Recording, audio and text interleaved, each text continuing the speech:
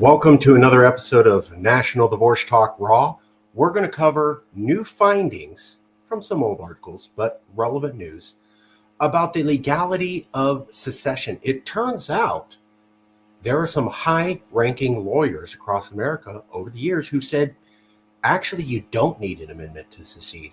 A simple vote of Congress by itself, not an amendment, not a consent of 35 states, just a simple vote in Congress by the House and Senate could allow a state to secede. We'll show you that right now.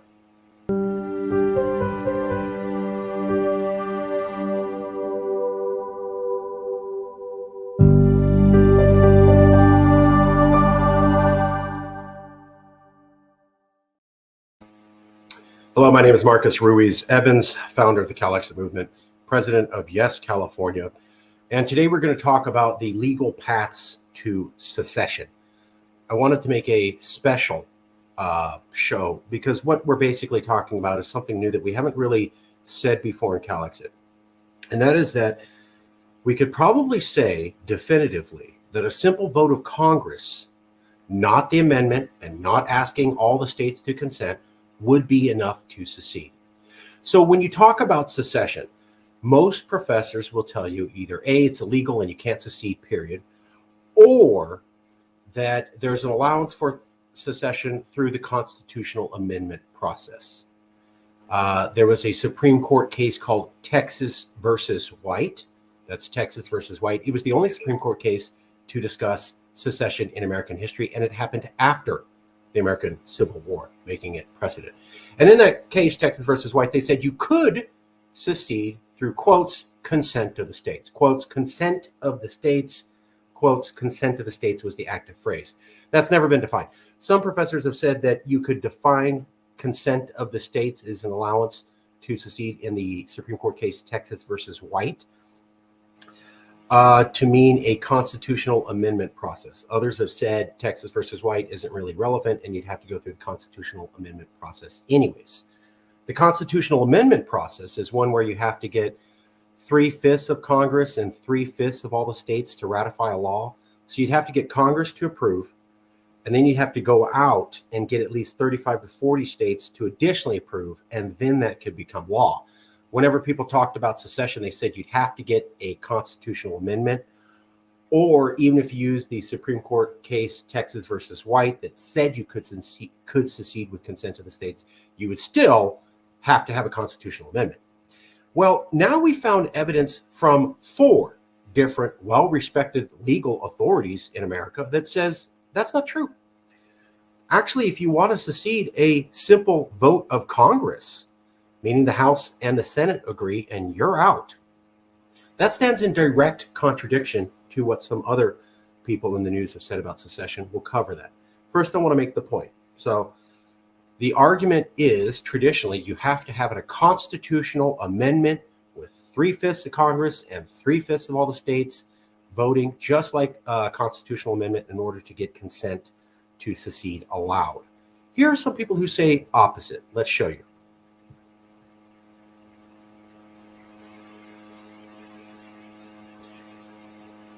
So the first one I want to cover is in the Dallas Observer by Stephen Young. Here's why #Texit can but won't happen in July 2016. So this is 2016 in the Dallas Observer. And this is what I want you to see right here. And of course, it erased my highlight.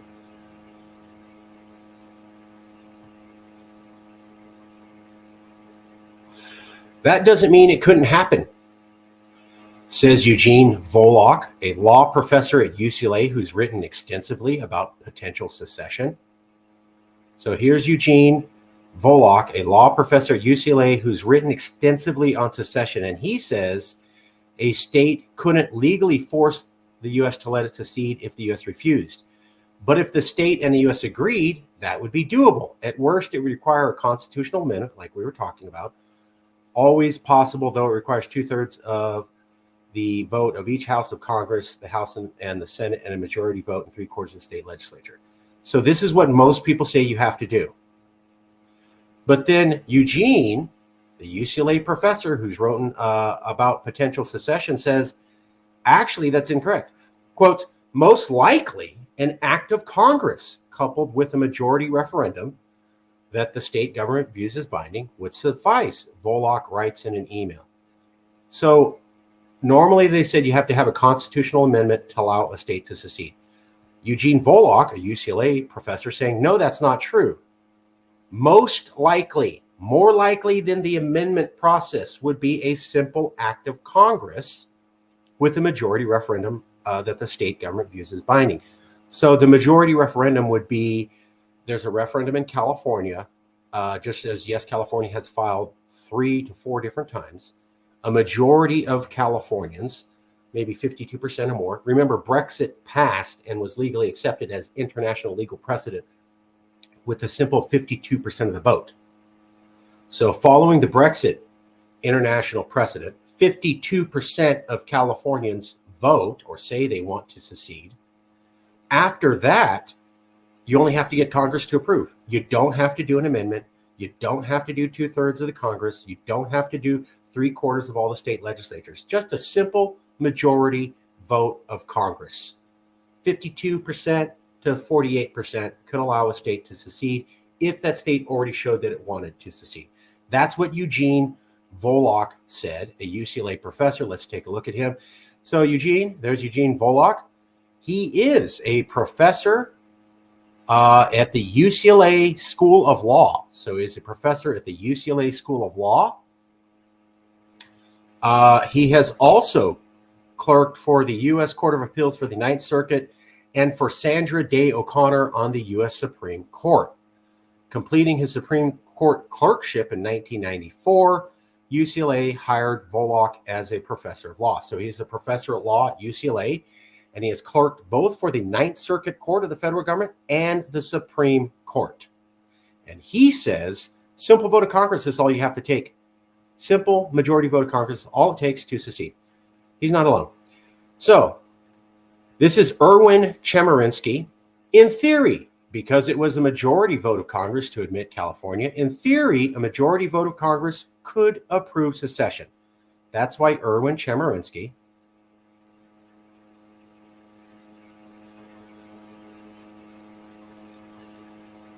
I dropped by the California offices of a number of constitutional law scholars, including Erwin Chemerinsky, founding dean of the youthful UC Irvine Law School. So that's Erwin Chemerinsky. He was in this article here.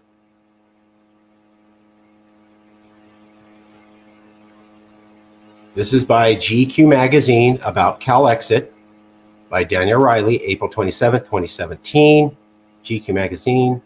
And we scroll all the way down. We can see Erwin Chemerinsky, the constitutional scholar, said that in theory, because it was a majority vote of Congress to admit California, in theory, majority vote of Congress could approve secession.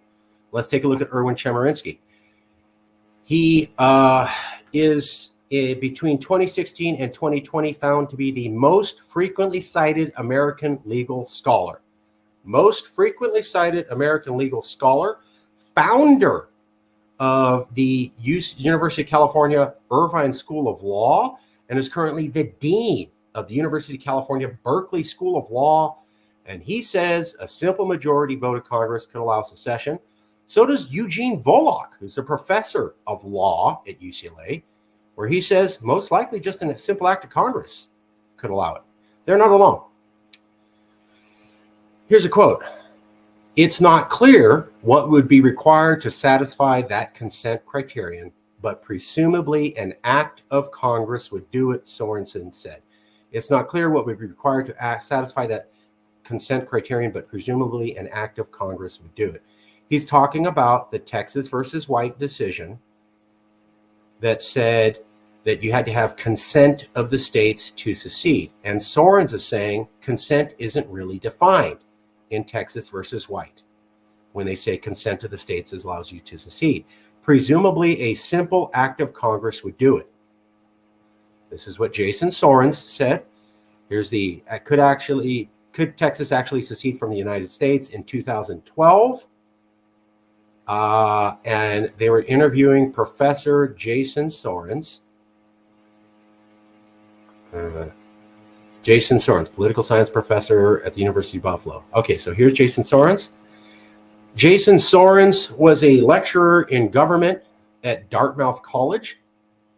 He's also taught at the George Mason University, and he received his BA in economics and philosophy with honors from Washington and Lee University, and his PhD in political science from Yale University.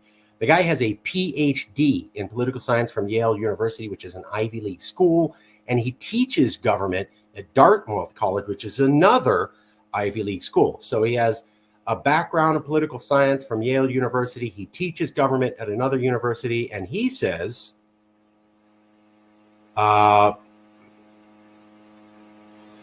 it's not clear what we require to satisfy the consent criterion, but presumably an act of Congress could do it.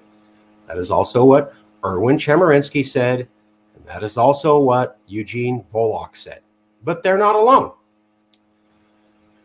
By what legal mechanism would such secession through mutual agreement be accomplished? The most obvious answer is a statute enacted by Congress. Just as Congress can approve the admission of new states, the argument would go, so can it let old states leave. This person here at findlaw.com is also saying the most obvious answer is a statute enacted by Congress. And just as Congress can allow a state to come in, they can allow a state to go. Simple act of Congress. This article was written by Michael C. Dorf in 2004. Does the Constitution permit the blue states to secede with permission, perhaps unilaterally? No. At findlaw.com, Michael C. Dorf. And he said, I showed it to you.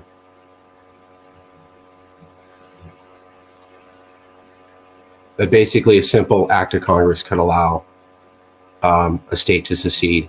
That's what he said. I just showed you the quote. Anyways, here is Michael C. Dorf.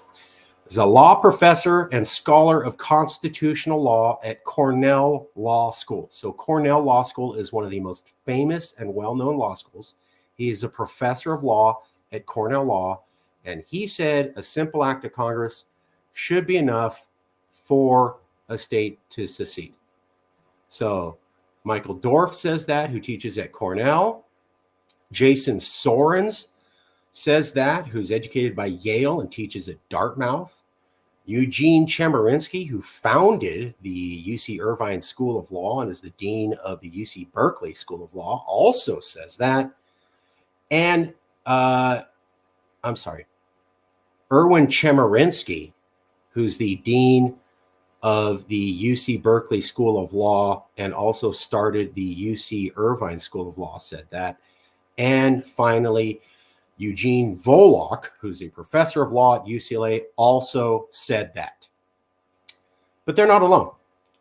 So Cambridge University is one of the most famous universities in the world. So Cambridge.org, Cambridge University Press, highly academic, very astute journal. And there's a book called The Constitutional Origins of the American Civil War.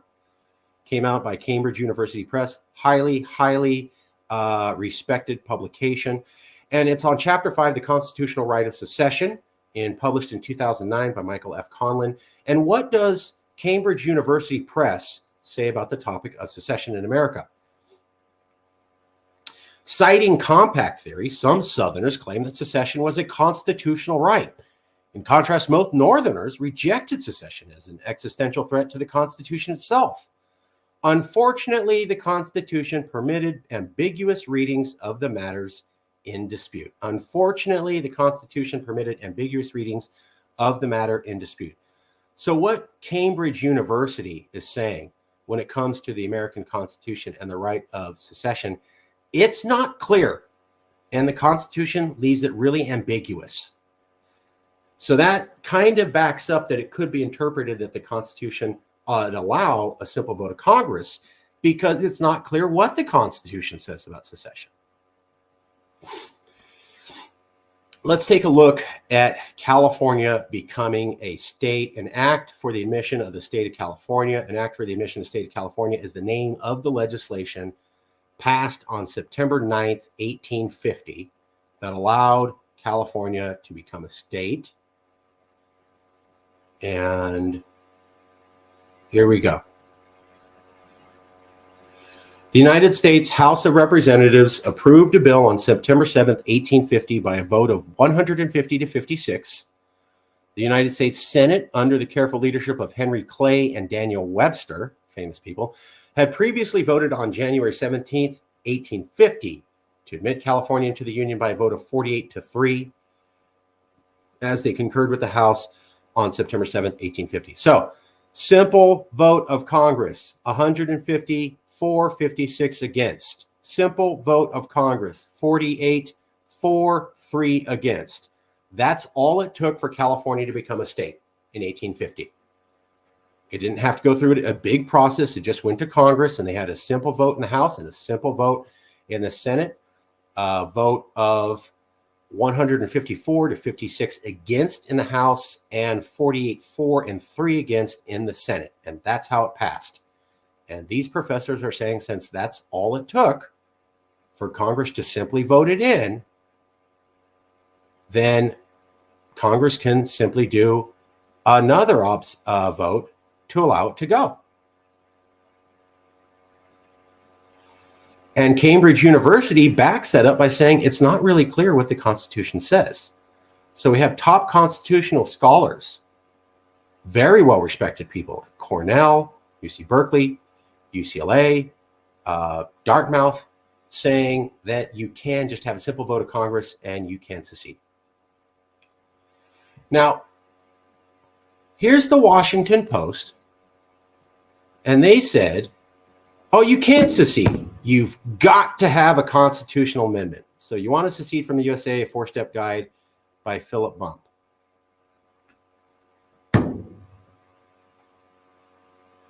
Okay, this is the article. And here's what Philip Bump said. There's no mechanism for Congress to simply say, sure, off you go. Once you're in, you're in. Philip Bump, Washington Post, 2016, not a lawyer. So Philip Bump in the Washington Post literally says there's no mechanism for Congress to simply say, sure, off you go. Once you're in, you're in.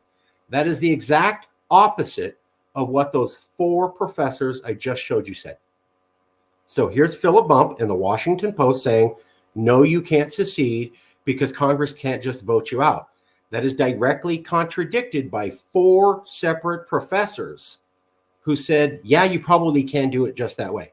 Now, let me show you something about Philip Bump. And that's why I think this is interesting.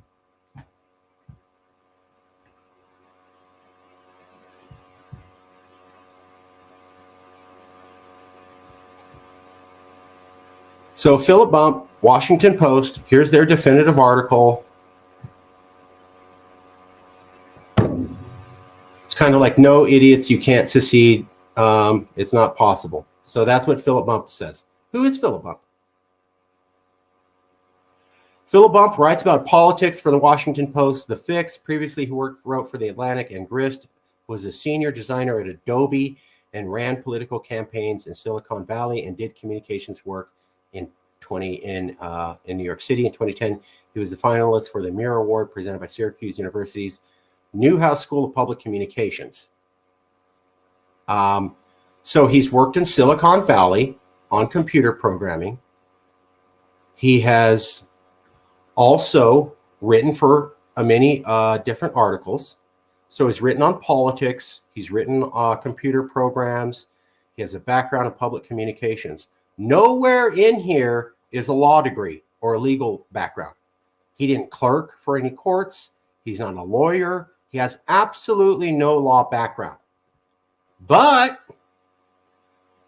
he is the source for this Washington Post article that says, oh, silly, you can't secede.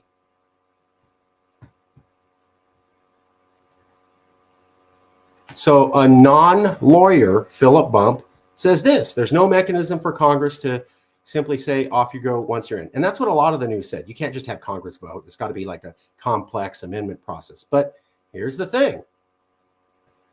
That's not what Eugene Volokh says of UCLA.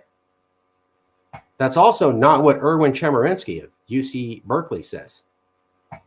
That's also not what Jason Soren says of Dartmouth.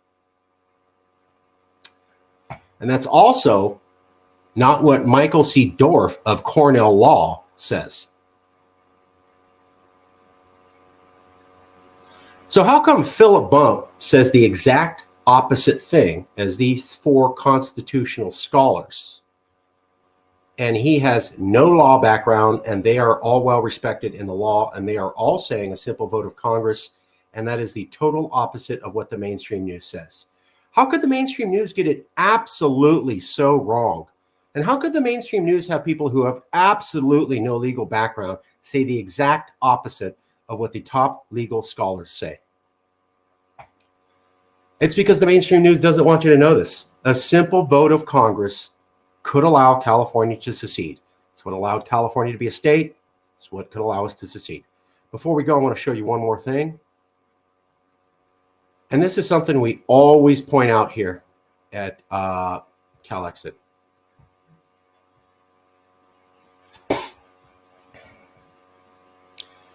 California is one of only a few states which became a state without first being an organized territory. So when we talk about how California was conquered and was a colony, this is what we're getting at.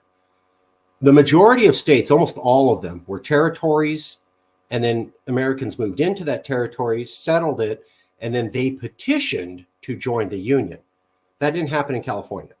There was no territory status. There was no vote of the people to petition to join the Union. They just said, Congress basically just said, and 5 different military generals just said, you're going to become a state, and then they just made a mistake. That's not the normal way states are made. And so it kind of just shows, like, rather than going through the normal process that almost all the other states did, where you become a territory, populate the territory, petition for Congress to accept you, and then get admitted, they were just forced in by a vote of Congress. So California didn't follow the normal state ascension process to become a state, period. It did not follow the normal process that like 47 out of 50 states followed. It was forced into the Union, and it was forced by a majority vote. So even if this understanding of the law by these 4 constitutional scholars was perhaps shaky for all of America, it certainly applies to California. California was literally forcibly joined to the Union by a simple majority vote of Congress, not an amendment. It did not follow the normal state ascension process. And so why can't it follow the same process to get out of the Union that it followed to get into the Union? Finally, here you go. This is my favorite one. This is by Danny Savalos. Danny Savalos is the CNN legal analyst. So this is the legal analyst for CNN. What History Says About Calexit by Danny Savalos, 2016. Legal analyst for CNN, and this is what he says.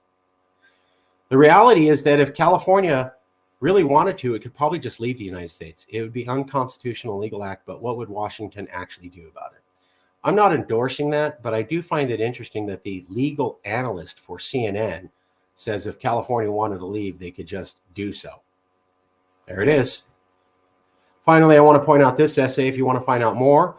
It is legal to secede, and all of these professors of law and scholars of history say so. Now, these scholars are saying it is legal to secede through consent of the states by the Texas versus White decision. They are not taking a stand on if you have to have a constitutional amendment or a simple vote of Congress would qualify as consent, as described by the Supreme Court in Texas versus White. They are recognizing that there is a legal path to secession through Texas versus White and meeting consent of the states. They do not define what consent means. Here's Javier Becerra, said that in 2017. He works for the feds now. Here's Kathleen Kennelly. She said that in 2017. Here's Kamala Harris. She's vice president. Here they are. They filed those things. They said that. Here's Jason Sorens, Michael C. Dorff, Lily Rothman, history editor at Time Magazine, William Murphy, professor at Oswego, New York University, history department, Clifford F. Theus, professor at Shenandoah University, Stanford Levison, professor at Texas Law University, Danny Savalos, CNN, MSNBC legal analyst, Scott Schaefer, KQED senior editor for California Politics, Stephen M. DuVernay, lawyer and senior research fellow at California Constitution Center, UC Berkeley Constitution Center. James Rogers, professor of Texas A&M University Political Science Department. Stephen J. Kaufman and George M. Yin, lawyers at Kaufman Legal Group, which specializes in politics and government. Ruth Ann Robson, professor, City University of New York School of Law. Daniel Farber, professor, UC Berkeley School of Law. David A. Carrillo, executive director of the California Constitution Center at the UC Berkeley Law School. So those are the people who've all said Texas versus White is a real thing, and it does allow, through consent of the states, for legal secession. That's what these people are saying. I just showed you earlier where we have 4 separate constitutional scholars, lawyers, professors of law who have said a simple vote of Congress, like the one that allowed California to become a state, is all that is required to secede. We don't have to do an amendment process. We don't have to convince 3/5 of the states. We don't have to convince 3/5 of Congress. So we don't have to do the amendment process. That made it really difficult. Like, amendments are difficult to pass. That's up here. Simple vote of Congress is down here. Congress does a simple vote on a lot of things every single year. The last time they did an amendment was what, decades ago? So look at the number of laws Congress has passed. Thousands? Look at the number of amendments Congress has passed. 20? If you don't have to do the amendment process, which has happened maybe 20 times, it's a lot easier to do the normal congressional legal process, which has happened tens of thousands of times. So what I'm showing you is that if we get the referendum for California to secede, we really only need a consent of a majority of Congress, just a statement by the House and a statement by the Senate. So California passes our referendum. 52% of Californians, following the international legal precedent set by Brexit, vote for California to secede in the referendum that has been approved by 3 separate California attorney generals. So we've already filed this referendum. It's been accepted 3 different times, meaning it's legal to do this in California law. We get a majority of voters, 52%, which is what England had to pass Brexit, to support that. After we have 52% of California voters saying we want to secede, the only next step is to get a majority of Congress, a simple majority, to say yes. So the House the next day could say a majority of the House says you can go, and a majority of the Senate says you could go. They could just pass votes. Boom, automatic legal secession. And I want to show you one more thing.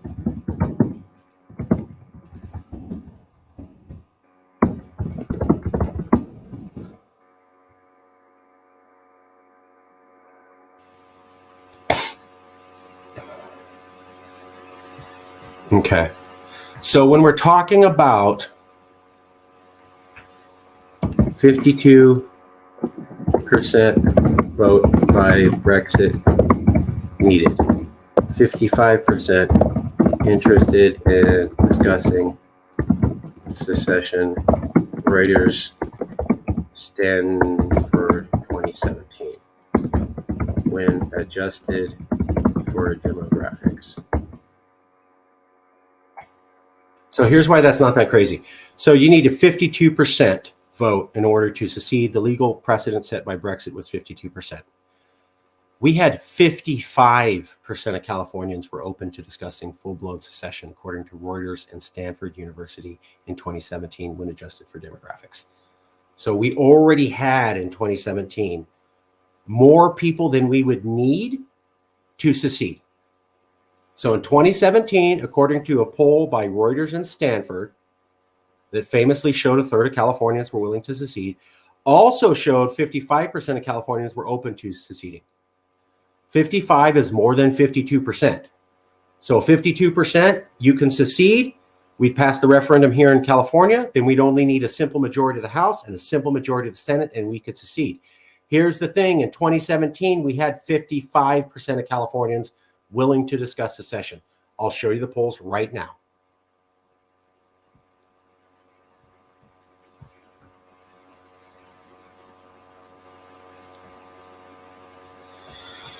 Okay.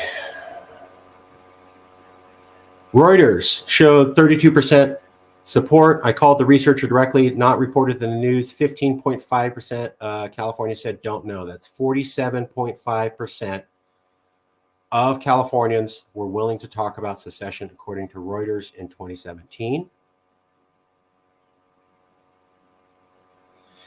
There is a 15% difference in how old Latinos view secession from old whites, and there is a 5% difference in how Americans and Californians view secession. These differences could raise the percent supporting California secession from a possible 47.5 to 52.5 to 62.5.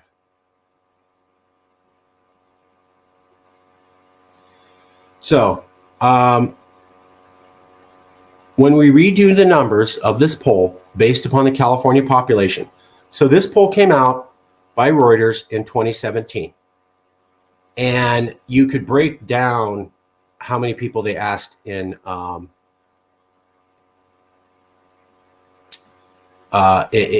survey. So 45.6% oppose Asian, white, black, Latino, old white, old Latino, all people in California, all people in America.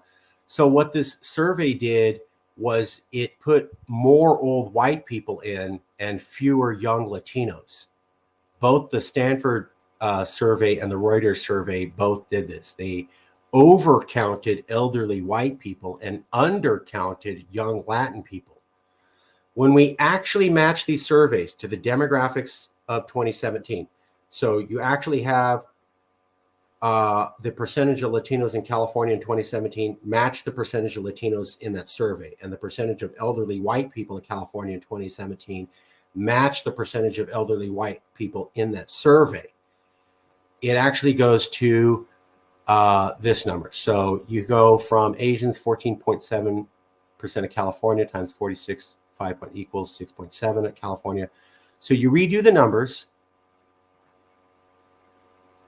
and here you go. 49.3% of California opposed secession, meaning 50.7% of California was not opposed to secession. So the Stanford University thing, when you account for demographics, is, the Reuters University thing, when you count for demographics, is about 50.7. And if you look at it another way, it goes up to 52.5 to 62.5. So here's the actual Reuters. Here's the Reuters data. Came out session 1/25/2017. Here's all the data, everything they asked.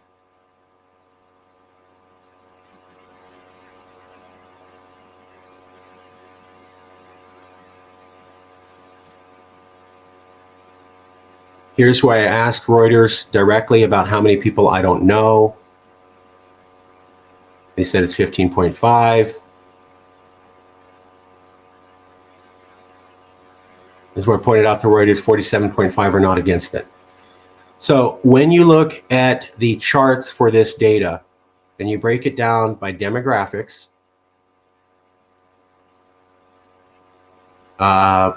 then what happens is you can recalculate those numbers and you can get to this number here. So it's about, when you match the demographics, it's 50.7% of California was not opposed to secession. When you match the demographics here, it's about 52.5.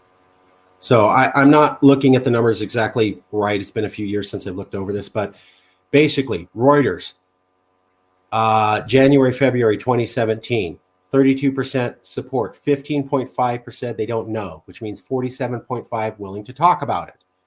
However, this survey overcounted elderly white people and undercounted young Latinos. Young Latinos do not think or vote like elderly white people. When we match the demographics, we're looking at about 52.5 to 50.7 of Californians were open to secession, damn close to the Brexit threshold. There's the survey, there's the raw data. And then here are the charts we also pulled up from them.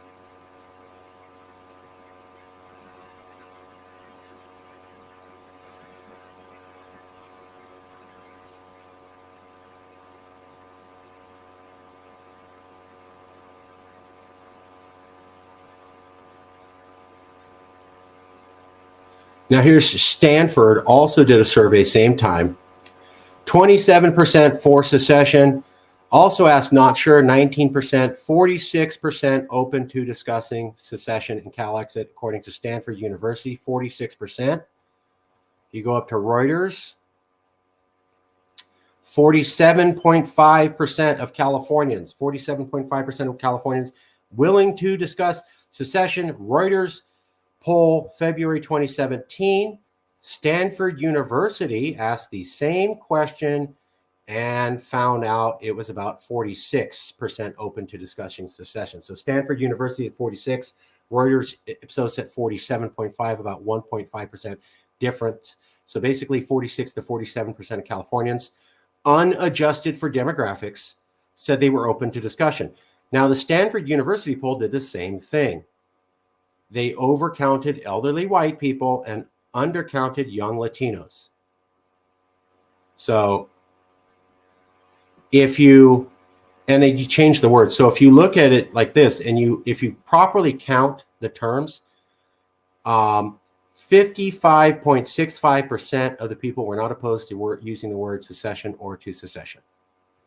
When we redo the numbers with the California population, there is 50% not opposed to secession. So when you match the demographics of the Stanford University survey, you get 55.65 who would back secession or be open to it. 55.65 when you actually account for demographics correctly with the Stanford University survey. And that is very close to this number.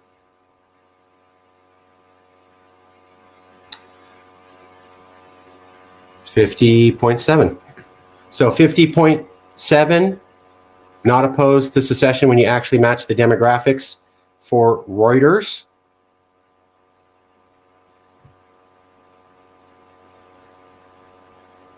And then when you actually match the demographics for Stanford,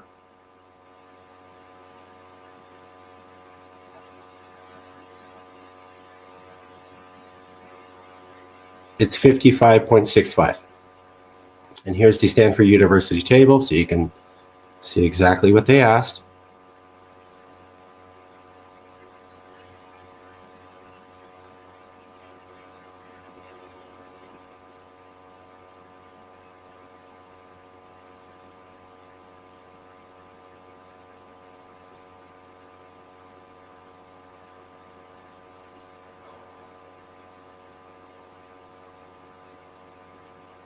There you go. So the point is,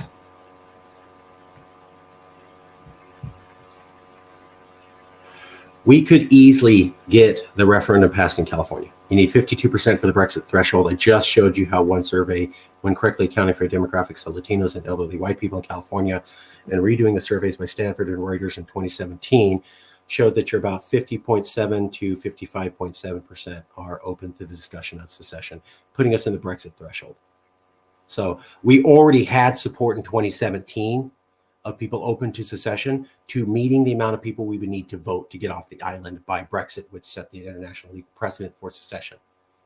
Additionally, 4 legal scholars have said simple vote of Congress could allow you to get out.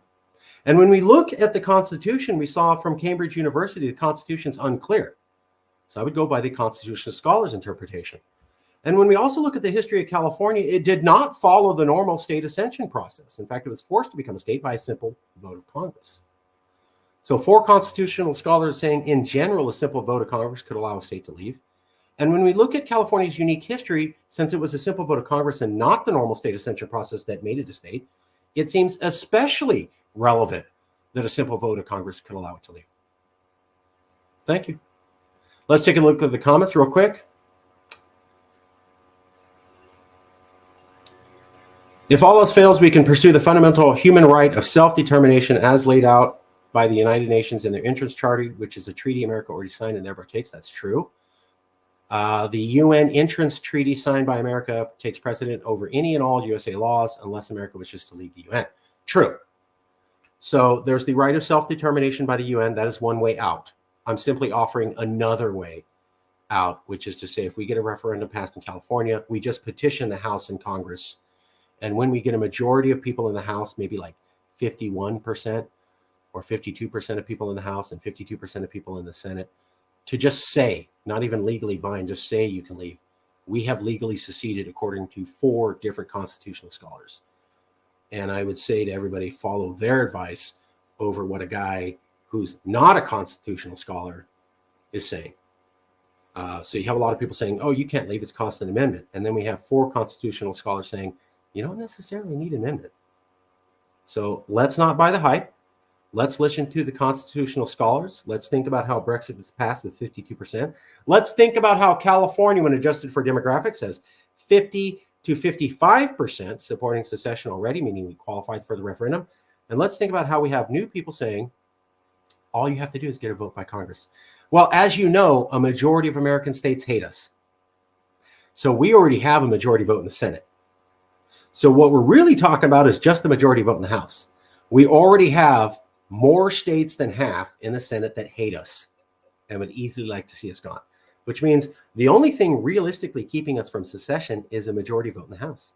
When the House becomes dominant Republican, what do you think is going to be happening? So the House is going to become dominant Republican for the next 2 years here in a few months.